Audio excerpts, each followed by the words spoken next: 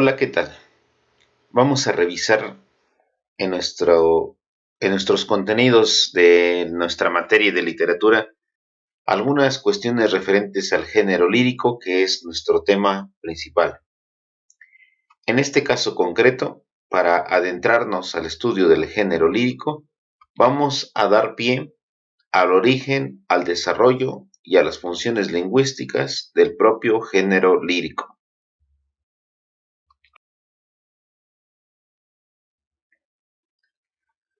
Nuestra revisión literaria ha de pasar por el estudio del género lírico. Ya tuvimos antes la oportunidad de diferenciar este género respecto de otros, como el narrativo o incluso el dramático. Dijimos también que este género tiene que ver con la expresión de sentimientos y que muchas veces se da en las canciones de música popular, por ejemplo. Todo lo que es composición hasta cierto punto subjetiva forma parte de este género. Vamos a comenzar refiriendo un primer antecedente sobre el estudio de la lírica en particular y de la poética en general. Fue el filósofo Aristóteles el primero en hacer un análisis o estudio sobre este tipo de cuestiones. No quiere decir que haya sido el primero en crear poesía. De hecho, nunca fue poeta, y la creación poética ya existía antes que él. Fue él el primero, sin embargo, en hacer teoría sobre la poética. En una de sus obras nos deja constancia de ello. Esta obra no está completa. Sin embargo, podemos encontrar algunos fragmentos de ella. Le faltan los estudios sobre la comedia. Sabemos que eso es lo que le falta porque es lo que promete en su prólogo, explicar la tragedia y la comedia, entre otros subgéneros. Hay incluso una película que se refiere a esta obra perdida. Es la novela de Humberto Eco que se llama En nombre de la rosa, sobre unos asesinatos en una abadía en la Edad Media, en torno al ocultamiento de un tratado sobre la risa de Aristóteles, y supuestamente prohibido por ciertos jefes de la Iglesia por considerar contrario al dogma el hecho de la diversión por cuanto ello excita las pasiones desmedidas. Lo que sí conocemos es lo que nos dice sobre el teatro, la tragedia y las epopeyas, también sobre el cuento y la fábula. Una de las cuestiones importantes es que el filósofo no distinguía claramente entre los diversos subgéneros literarios, sino que veía de manera muy similar toda la creación poética. Todavía, en cierto sentido, hasta nuestros días, muchas de las representaciones teatrales, por ejemplo, se hacían con la forma de diálogos de la poesía. Así tenemos el ejemplo de la obra que se llama Don Juan Tenorio, Fuente Ovejuna o La vida es sueño. La poiesis para Aristóteles era entonces la expresión del sentimiento. Una idea fundamental en la teoría aristotélica de la poética es la del factor mimético en su construcción y en su interpretación, así como en su creación. Esto quiere decir que la inspiración para crear cualquier tipo de poesía o de literatura del sentimiento es una imitación. Siempre se imita para poder crear lo propio. Si yo escucho una interpretación de una canción, por ejemplo, que me llega hasta el alma, tengo ganas de expresarme de igual manera. Asimismo, cuando encuentro expresiones bellas en la poesía, mucho encuentro de deseo por expresar yo mismo esas figuras retóricas o artificios de lenguaje, según lo que me hace sentir la forma de expresarlo por otros, en este caso, por los poetas. La otra idea fundamental, y sobre la cual se basa toda la teoría literaria, es la de la función de la catarsis. Una catarsis es un acontecimiento o expresión que nos ayuda a expulsar lo negativo y proyectarnos de una mejor manera ante el mundo. Una catarsis es una cura, un escaparate, una manera de sacar lo que nos puede estar oprimiendo por dentro. De ahí que se busque una expresión del sentimiento, que con un poco de creatividad puede dar origen a la poesía en sus diversas formas y a la creación literaria en general. Acerca del origen del género lírico, es preciso tomar en cuenta varias consideraciones. La primera es que tradicionalmente los libros de historia de la literatura nos hacen situar este origen en la Grecia antigua hacia unos 500 años antes de Cristo, unos 2500 años atrás, respecto de nuestra época, y suelen coincidir en que una de las poetisas más representativas de este inicio es precisamente Safo de Lesbos. Nada problemático resulta a primera vista esta evidencia. Aunque si ampliamos nuestro espectro de visibilidad intelectual, podremos encontrar manifestaciones de creación poética en otras latitudes y en otras épocas. Algunas otras producciones literarias de la época fueron escritas en verso. Hoy leemos estos textos ignorando su origen lírico o versificado porque ya no tenemos idea de la métrica utilizada en el original griego. Suele pasar que se le pregunta a los medianamente expertos sobre esos metros y si ignoran los orígenes, suelen contestar que solo han leído en verso. Tal es el caso de la Ilíada, que era un poema épico, o del poema de Parménides, también llamado metafísico.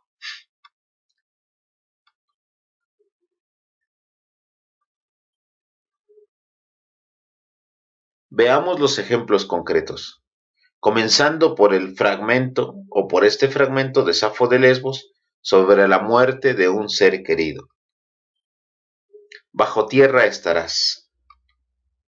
Nunca de ti, muerta, memoria habrá, ni añoranza, que a ti de este rosal nada las musas dan.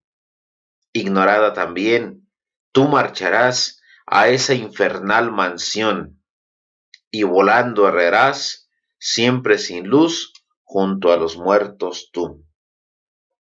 Notamos con esto ya un avanzado grado de expresión del sentimiento, concretamente respecto de la muerte. La lírica nace, pues, en virtud de la expresión del espíritu. Deseo aprovechar para aclarar que los ejemplos traídos en esta presentación han sido elegidos enteramente en base a los gustos propios de quien les habla. Habida cuenta de que los libros de texto consultados responden a los gustos propios de los autores y no a un criterio claro, salvo por el hecho del origen en la antigua Grecia. No hay datos concretos de origen cronológico de estos textos, por lo que se toman aleatoria y arbitrariamente para ejemplificar los orígenes ya referidos de la lírica. Otro caso paradigmático es el de la Ilíada, obra épica por antonomasia, en la que se habla lo mismo de los dioses y sus atributos que de las hazañas de los hombres en el arte de la guerra. Mucho se puede ahondar en el estudio de la Ilíada, tanto desde el punto de vista religioso como el antropológico, mítico, filosófico y, como es nuestro cometido, por la forma del lenguaje lírico, puesto en un verso griego llamado hexámetro por la extensión de sus sonidos con sílabas largas y cortas. La idea de los rapsodas, quienes la interpretaban por medio de canciones, era que las sílabas acomodadas en el metro indicado sonaran agradables a los oyentes, quienes podían deleitarse con lo armonioso de los hexámetros y en general del poema épico, mientras conocían los detalles de los héroes y los vericuetos de los dioses del panteón griego. Así, podemos identificar esa pretendida belleza del verso en la entrada del canto primero al inicio de la Ilíada, cuando dice: Canta, oh diosa, la cólera del pelida Aquiles, cólera funesta que causó infinitos males a los aqueos y precipitó al Hades muchas almas valerosas de héroes, a quienes hizo presa de perros y pasto de aves. Cumplíase la voluntad de Zeus, desde que se separaron disputando el Atrida, rey de hombres, y el divino Aquiles. El Atrida, rey de hombres, así se le llama al personaje que en la historia es Agamenón, y el divino Aquiles, que es el Pelida, por ser hijo de Peleo. Un último ejemplo de la Grecia antigua lo tenemos en el célebre poema de Parménides, llamado Poema Metafísico, una composición muy esotérica, muy mística, escrita también originalmente en verso y que habla de una especie de arrobamiento por el cual el poeta fue llevado o conducido por la musa para entender una cierta verdad, para luego revelarla a los demás. Es una verdad sobre el ser y por eso se considera filosófica o bien metafísica. Y dice así: las yeguas que me llevan me condujeron hasta la meta de mi corazón, pues que en su carrera me transportaron hasta el famoso camino de la deidad que, solo, lleva a través de todo al hombre iniciado en el saber. Hasta allí fui llevado, pues hasta allí me llevaron las muy inteligentes yeguas que tiran de mi carro, mientras que unas doncellas me enseñaban el camino. Pero ven, y te diré, y tú retén las palabras oídas, qué únicos caminos de busca son pensables. El uno, que es y que no es posible que no sea, es la vía de la persuasión, pues sigue a la verdad. El otro, que no es y que necesario es que no sea, este te digo, es un sendero ignorante de todo, porque ni puedes conocer lo que no es, pues no es factible ni expresarlo.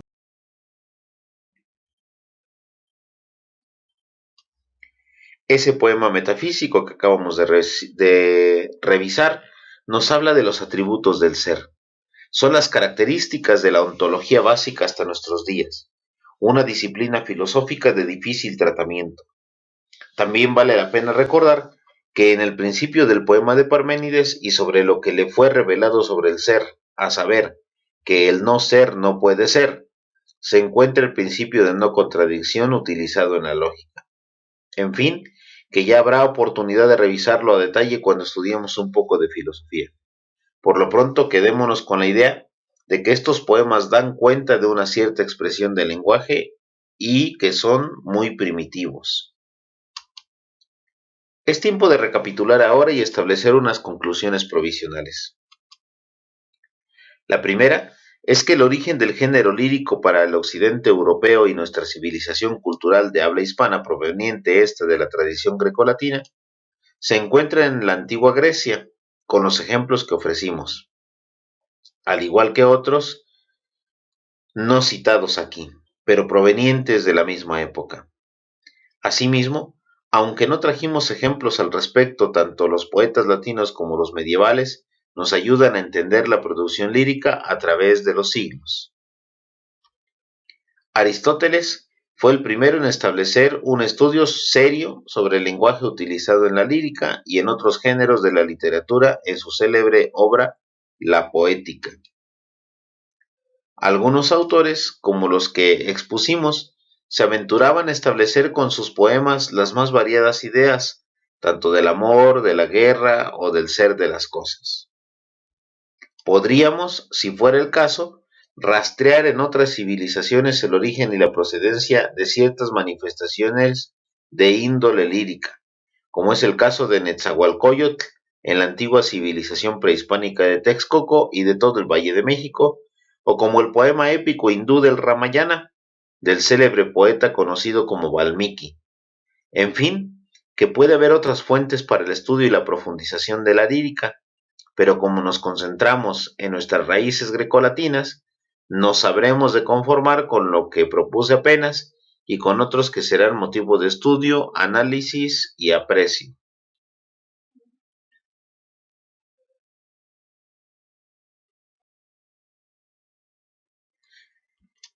Consideremos ahora el desarrollo del arte lírico. Este sería otro subtema de los que el programa oficial de estudios nos propone revisar y así lo respetaremos.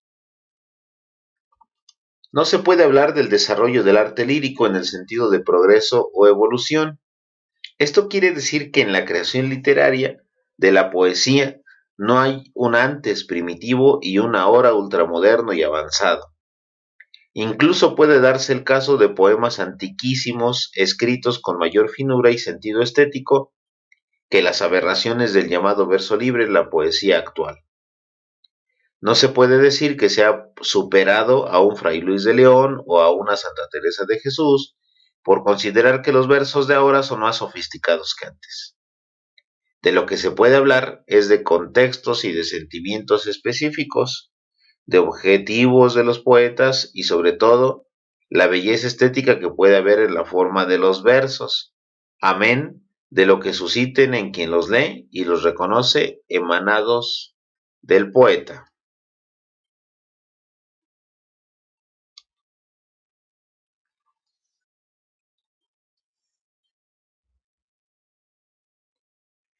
Se tiene que poner énfasis entonces en el contexto histórico, el objetivo del poeta y el subgénero que cultiva y cómo lo cultiva.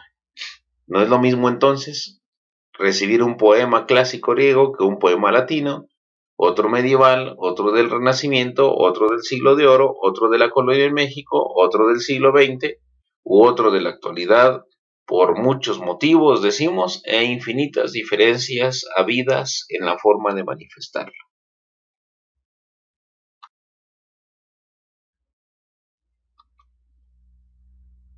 ¿Qué es lo que nos queda? Definitivamente una serie de actitudes frente a los poemas, como identificar el sentimiento y la emoción que suscitan, como percibir su grado estético, disfrutarlos, compartirlos, estudiar su vigencia y percibir su profundidad, extasiarnos con la belleza, embelezarnos, expresarlos y, si es el caso, curarnos propiciando una catarsis, tal como lo recomendaba el mismo Aristóteles. Vamos por último a revisar las funciones lingüísticas de este género, del género lírico. Son dos. La primera es la función poética o estética. Quiere decir que se busca transmitir una idea, sea cual sea, de manera que al hacerlo resulte una experiencia de contacto con la belleza, es decir, que la forma de expresarlo agrade al oyente, incluso si lo que está transmitiendo es algo tan penoso o indecible, cosa que se logra porque se apela a la emoción y al sentimiento del oyente por las expresiones bellas. Tenemos para ello dos ejemplos muy paradigmáticos, conmovedores e interesantes, si se les estudia y lee con atención. Uno de ellos es el grito desesperado del prisionero Segismundo, quien cree que la vida es sueño, y de ello extrae una magnífica enseñanza al recordar lo banal y al mismo tiempo lo profundo de los afanes de la vida. Es un poema existencial, incluso del tiempo en el que este movimiento filosófico todavía no existía. El segundo que vamos a ver es el clamor del alma que se siente en el laberinto de la vida, que cree que no se puede esperar nada y que anhela encontrar el hilo que lo saque de ahí, pero que sabe al mismo tiempo que tendrá que enfrentarse con la fiera. Es una bonita analogía del hilo de Ariadna, según el mito antiguo por el que se reconoce como un personaje llamado Teseo se enfrenta a la fiera que es el Minotauro, le vence y sale gracias al hilo que la diosa le provee. Disfrutémoslos y analicémoslos a conciencia, dejando que nos digan lo que necesitamos para consuelo de nuestras incertidumbres vitales. El primero, la vida es sueño, entonces dice: es verdad, pues, reprimamos esta fiera condición, esta furia, esta ambición, por si alguna vez soñamos, y sí haremos, pues estamos en mundo tan singular, que el vivir solo es soñar, y la experiencia me enseña que el hombre que vive sueña lo que es hasta despertar. Sueña el rey que es rey y vive, con este engaño mandando, disponiendo y gobernando, y este aplauso que recibe, prestado en el viento escribe, y en cenizas le convierte. La muerte, desdicha fuerte, que hay quien intente reinar viendo que ha de despertar en el sueño de la muerte. Sueña el rico en su riqueza, que más cuidados le ofrece. Sueña el pobre que padece su miseria y su pobreza. Sueña el que a medrar empieza, sueña el que afana y pretende, sueña el que agravia y ofende, y en el mundo en conclusión, todos sueñan lo que son, aunque ninguno lo entiende. Yo sueño que estoy aquí, de estas prisiones cargado, y soñé que en otro estado más lisonjero me vi. ¿Qué es la vida? Un frenesí. ¿Qué es la vida? Una ilusión, una sombra, una ficción, y el mayor bien es pequeño, que toda la vida es sueño, y los sueños, sueños son. Y el otro es este, que es El laberinto del elogio de la sombra de Jorge Luis Borges, poeta y pensador argentino. No habrá nunca una puerta, estás adentro, y el alcázar abarca el universo, y no tiene ni anverso ni reverso, ni externo muro ni secreto centro. No esperes que el rigor de tu camino, que tercamente se bifurque en otro, que tercamente se bifurque en otro, tendrá fin. Es de hierro tu destino, como tu juez. No aguardes la embestida del toro que es su nombre y cuya extraña forma plural da horror a la maraña de interminable piedra entretejida. No existe, nada esperes, ni siquiera en el negro crepúsculo la fiera. La segunda función del lenguaje es la emotiva o expresiva. Con ella entendemos que expresa las emociones del poeta mediante la utilización de un lenguaje propio. Manifiesta con ello el poeta las emociones o los estados de ánimo por los que pasa. Busca también dar a conocer cuestiones hasta cierto punto subjetivas, en contraparte de los poemas escritos con la función anterior, que suscitan una reflexión. El caso de ahora es el de todos aquellos inspirados compositores que, empleando una bonita forma de decirlo, se refieren siempre con sus poemas a cosas que solo ellos sienten y que por lo tanto se quedan en el terreno de la subjetividad. Como ejemplo, tenemos los versos alejandrinos del poema 15 de Pablo Neruda. Para todos los enamorados, este tiene un sentido pleno, aunque muy subjetivo, pero bellamente escrito y expresado por la forma de los versos. Así, así terminamos deleitándonos con el poema 15 de Pablo Neruda. Me gustas cuando callas, porque estás como ausente, y me oyes desde lejos, y mi voz no te toca. Parece que los ojos se te hubieran volado, y parece que un beso te cerrara la boca. Como todas las cosas están llenas de mi alma, emerges de las cosas, llena del alma mía. Mariposa de sueño, te pareces a mi alma y te pareces a la palabra melancolía. Me gustas cuando callas y estás como distante, y estás como quejándote, mariposa en arrullo, y me oyes desde lejos, y mi voz no te alcanza. Déjame que me calle con el silencio tuyo. Déjame que te hable también con tu silencio, claro como una lámpara, simple como un anillo. Eres como la noche, callada y constelada, tu silencio es de estrella, tan lejano y sencillo. Me gustas cuando callas porque estás como ausente, distante y dolorosa como si hubieras muerto. Una palabra entonces, una sonrisa bastan, y estoy alegre, alegre de que no sea cierto. Y así.